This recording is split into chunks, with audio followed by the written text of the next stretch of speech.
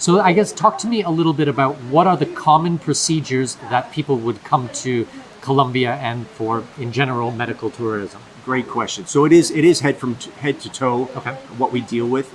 The large portion of those procedures, Mikhail, are dental, like smile designs, or root canals, bridges, braces, like Invisalign. You can also come here for Lasik surgery, hair transplant, which I'd like to do because I'm getting older and I want to keep my hair what I have left. We also do a lot of work in regenerative medicine, so specifically like exosomes and stem cells and PRP and cosmetic treatments that way.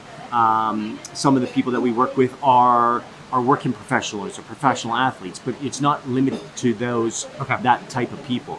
I mean, it from children to, we have a mummy makeover, so like a tummy tuck and liposuction, breast augmentation, bum implants, whatever it may be, we work with it. As I said, again, we treat from head to toe, whether it's a sports injury that you had or received when you're playing hockey back in Canada. Yep. You busted a leg or broken an ankle, or in a football injury when college ball that's still nagging you. You can come down and get treatment, whether it be for stem cells or see an orthopedic specialist. There's many various different types of specialties that we can work with you on. Okay, so you've mentioned stem cells a couple of times, and I think it's a really fascinating topic, especially what's happening with the FDA and blocking some type of different types of procedures. Maybe you can explain a little bit more about the stem cells and why someone might want to come here opposed to getting things done in the US. Great question. So stem cells specifically and regenerative medicine, as well as all the other doctors and clinics that we work with, are highly regulated. However, the difference being, Mikhail, here in Colombia is more specifically with that field, you have the ability to get a higher quality and a higher quantity of stem cells here in Colombia as opposed to what you would get in Canada or elsewhere in the world. You have the ability here to culture the stem cells to a certain degree. Again, everything's highly regulated, similar to the FDA, but there's just different regulations where we're able to do more and different than what we can in the United States or Canada. Okay, that makes sense. You schedule a call, video call, you start discussing all of these types of things, you plan out and map.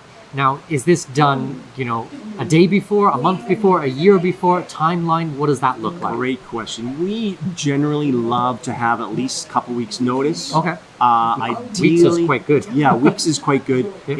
In the space of like regenerative medicine or like a major procedure, whether it be a mummy makeover or like a big cosmetic procedure, ideally a month advanced notice would be ideal. More specifically for regenerative medicine, we like to put a person on a low inflammatory diet. Oh, cool. Because the reason for that is really setting your body up to win, so to say, because stem cells are great for lowering inflammation within the body. However, if we can lower as much inflammation in the body prior to you getting treatment, you're going to maximize the results of the stem cells, so to say. Okay, and I assume that actually goes for all of the surgeries. All the surgeries, exactly. Yeah, not just. And if my subscribers, they want to do something like this, but they don't speak perfect Spanish, they don't speak fluent Spanish, is that something they should be afraid of? Not at all. That's a common question, and thank you for asking that. I don't speak Spanish. How am I supposed to manage? Well, no worries. Myself or my wife, and if we're not available, we'll provide a translator for you. 95% of the doctors that we work with and the clinics that we work with do speak English. And in the rare chance that they don't, we will provide a translator for you in your respective language. Okay, amazing.